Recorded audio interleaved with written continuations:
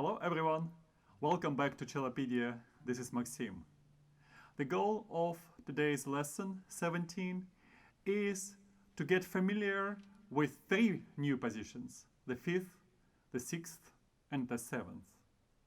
And as an extra bonus, we will practice glissandos. In today's lesson, we will work on exercises only. So we will go from one string to another, moving from the fifth to the sixth to the seventh position. And that will help us to get familiar with those positions.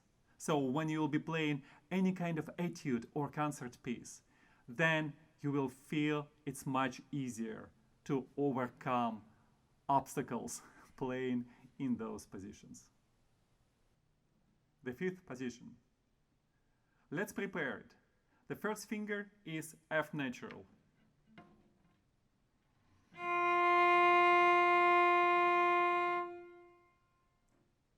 So, you see it's in tenor clef.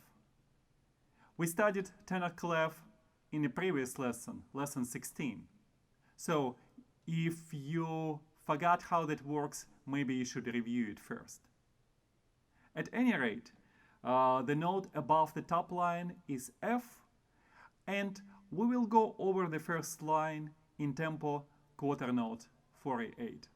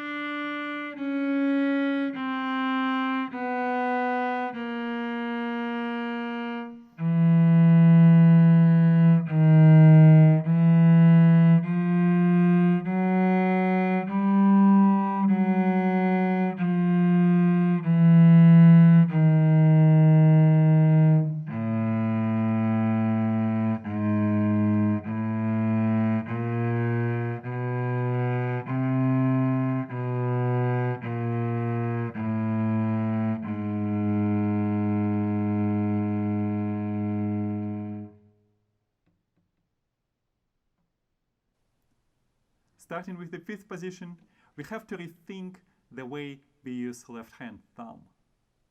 You remember, in the first four positions, we usually kept it in the same way.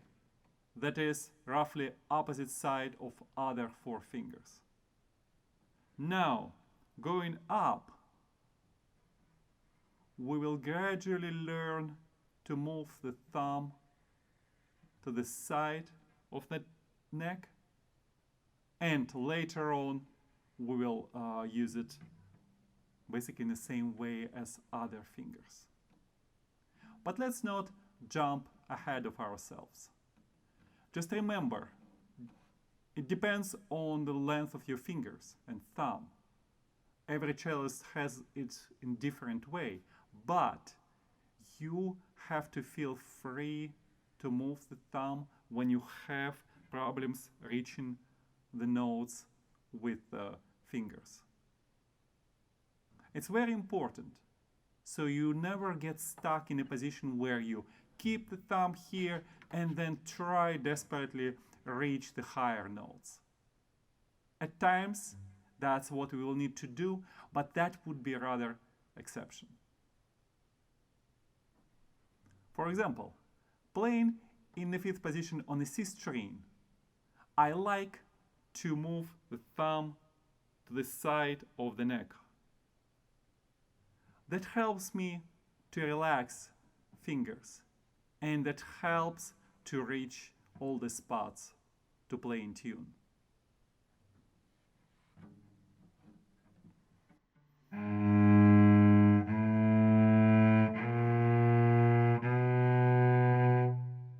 So do you see how the thumb moved from this position to that position? Again, you might want to do it a little bit more than I do or less. it depends what kind of hand you have, how long your fingers, how far you're comfortable to stretch your fingers. But you should be aware about possibility to do such a thing as moving thumb. Now the second line, we will work on shifts from the third to the fifth position. Make sure that when you make those shifts, your left hand makes smooth motion. So you don't try to rush those shifts. Even if you hear a little bit of slide, it's much better than to make your left hand very tense and learn it this way. And this will become very bad habit, hard to get rid of.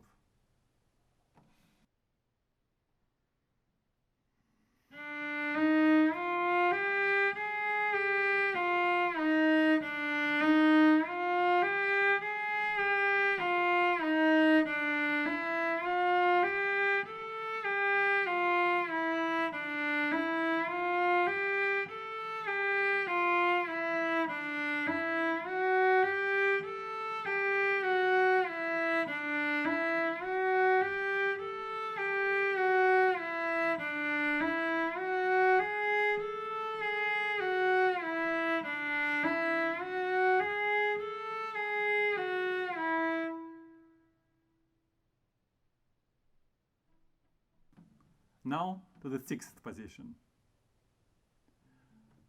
I think you may ask, look, how do I know that's the sixth position? Don't we have to make shifts even staying in the same position? Does it make it a different position? Well, if you are confused, I need to admit, I'm confused too. So of course there is an explanation. For instance, the fifth position we just studied before, you start with F natural, then you make a shift to F sharp, and then you play G, and then another shift to G sharp. Why it's considered to be the same position? Well, because technically you could reach from F to the A natural without making a shift. So that makes it the same position. Well, the same in the sixth position we are about to play now. So you start with G natural, then you make a shift, then another shift, and you reach B. But you could reach this B without making any shift.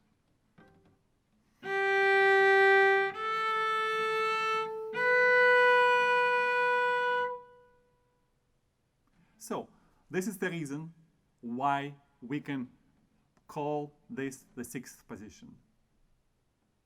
However, I don't think you necessarily need to remember those numbers of position. Well, it might be very handy to remember first 4 positions, but once you start moving up, we should just switch to the different way of thinking. You need to know which note you need to play. That's very important. And you will need to figure out which finger you will use. It will be either written in the music you will play, or you might need to figure it out on your own. And here your experience playing cello and advice of your cello teacher will be very handy.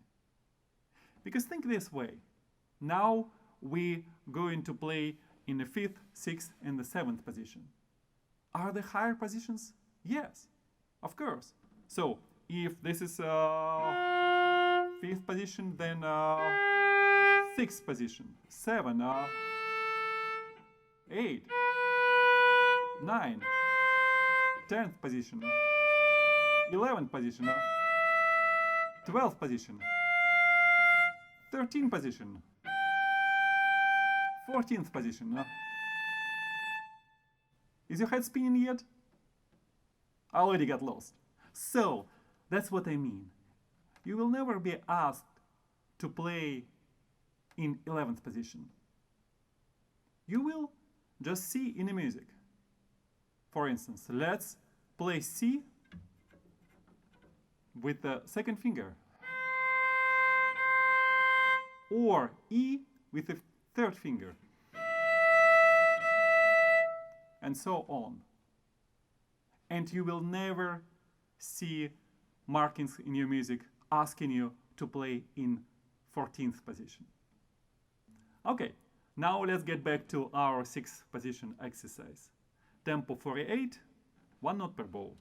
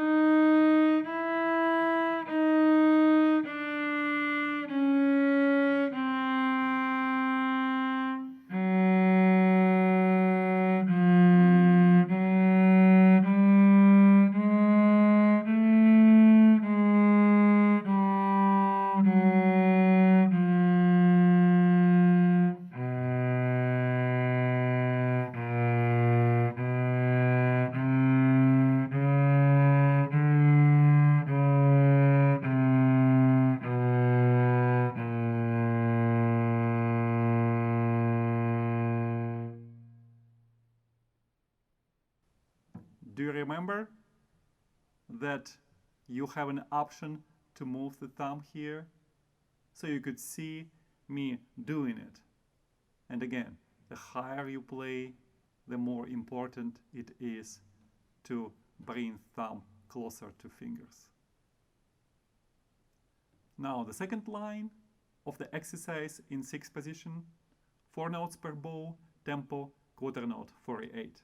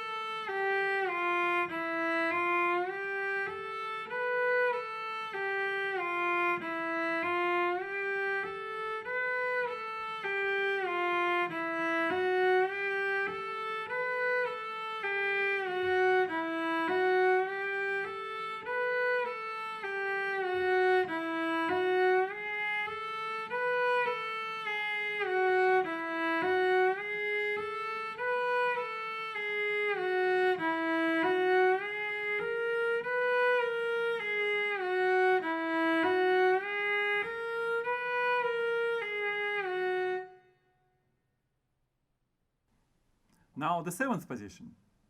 We need to prepare the first finger, A. Take advantage of checking it with open A string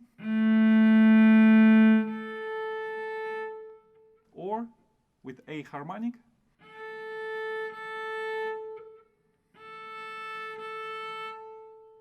Let's not use harmonic note in this exercise. Let's play all the notes pressing all the way until the string is in a good contact with the fingerboard. In this exercise, like all other exercises, you will have to go from one string to another. So just remember to check the angle of the bow. So when you play on the A string, it's different compared to the D string. Then you have to slightly turn the bow, go into the G string, and it's very different on the C string. So if you play on the string and see your bow moving wildly up and down the string, that means that most likely your bow angle is incorrect and your sound quality is not the best.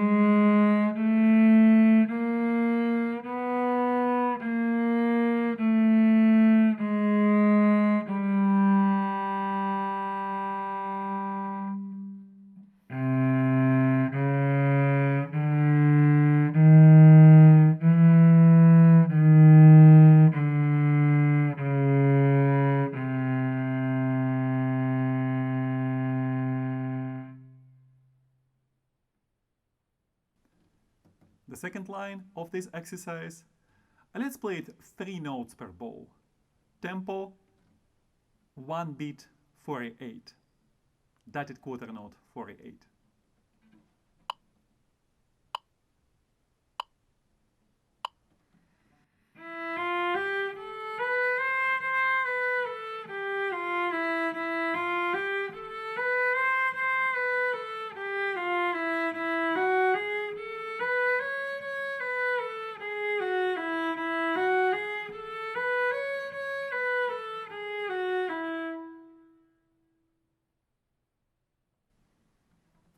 You can actually work on this playing it 3 times slower. So let's do it. 8th note 48. Still 3 notes per bow. Just make sure that you pay attention to the way your thumb slides up and down this way, following other fingers.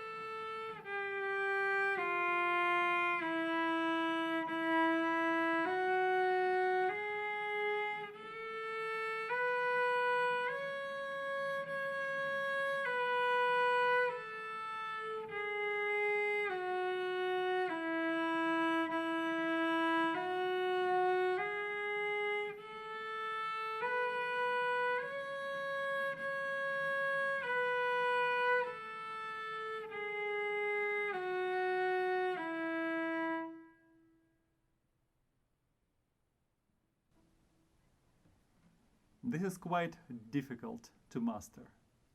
Just be patient. You can change the tempo, play a little bit slower, don't even think about the tempo. And just make sure that you try to relax. Whenever you work on new difficult technique, we always have tendency to tense up, to stop breathing. If you remember to relax, that will ensure that all skills you'll get playing in a slower tempo, in a relaxed way, will help you to master that much faster, in much more reliable way. Okay, now glissando exercise.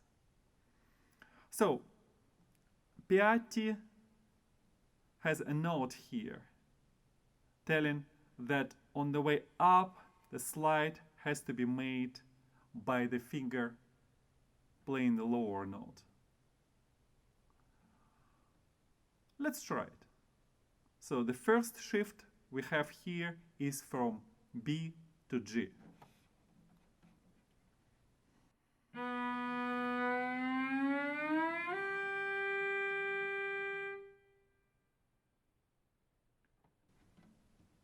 Did you hear? There was a little gap in the sound. The sound went up gradually, and then closer to the end it jumped to G. Well, that was because I used the first finger, lower finger, and then at the last moment I switched to the fourth finger, the finger I will have to use to play G.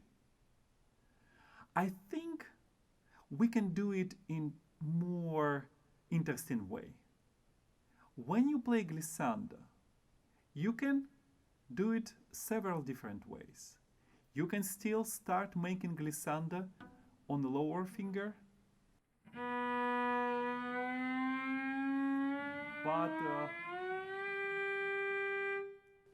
but then try to add other fingers. So the part of the distance you will make it with the first finger, then second, then third. When we play it a little bit faster,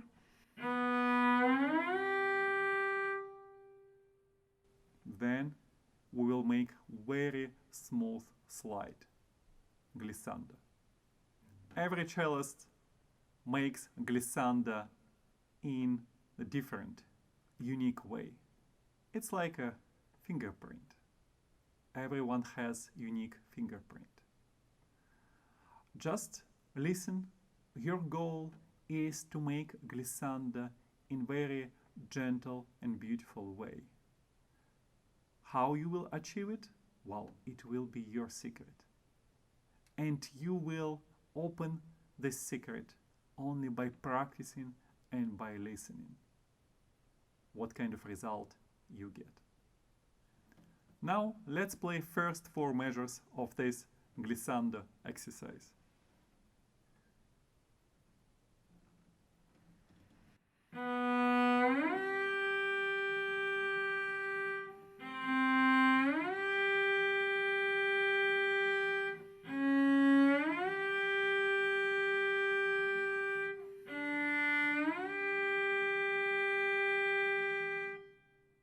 One more time.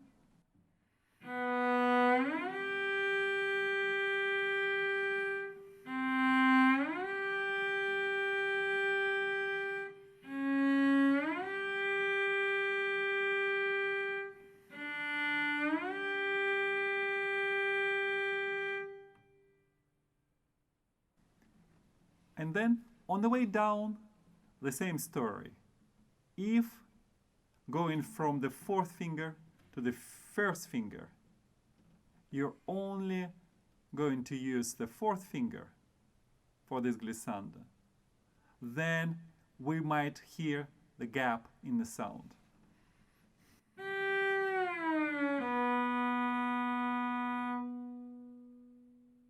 To avoid it, let's make sure that when you have to change fingers, when you go, say, from the 4th finger to the 1st, or from the 4th finger to the 2nd, then you will gradually change fingers while making this glissando.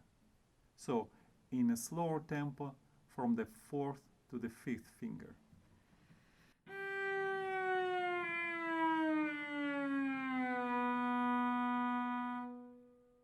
One more time.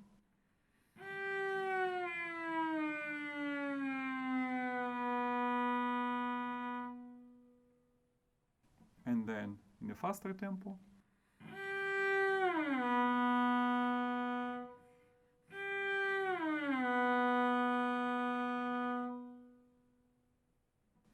The same way from the 4th to the 2nd finger. Slower tempo.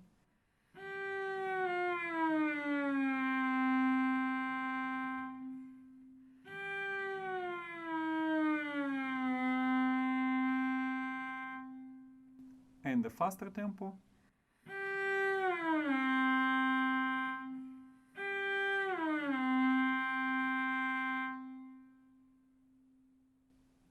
The only instance when you will use the same finger is when you go from the fourth finger to the fourth finger, or from the second finger to the second finger.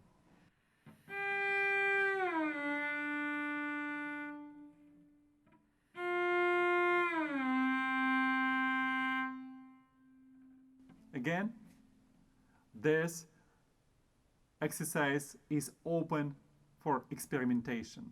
Try to discover your way to make glissando. And now, let's just play this descending glissando, second half of the glissando exercise.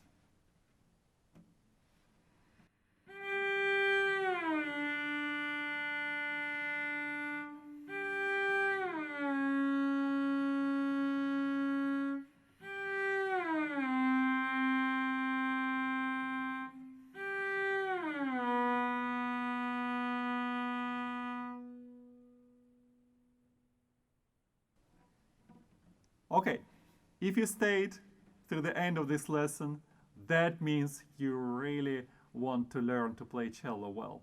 Congratulations! That's all about those exercises. So, in the next lesson, we will continue working on those various shifts and we'll study some etudes too. Thank you for watching. Thank you for all support. I'm so happy to see how much response and care you guys give to Cellopedia. I really love your comments. I really love when you're sharing those videos with your friends. And for those of you who can support Cellopedia via Patreon, thank you. You make this project possible. It takes a lot of time to record those videos, to edit them, so every little help really makes a difference. Stay well and see you soon. Bye-bye.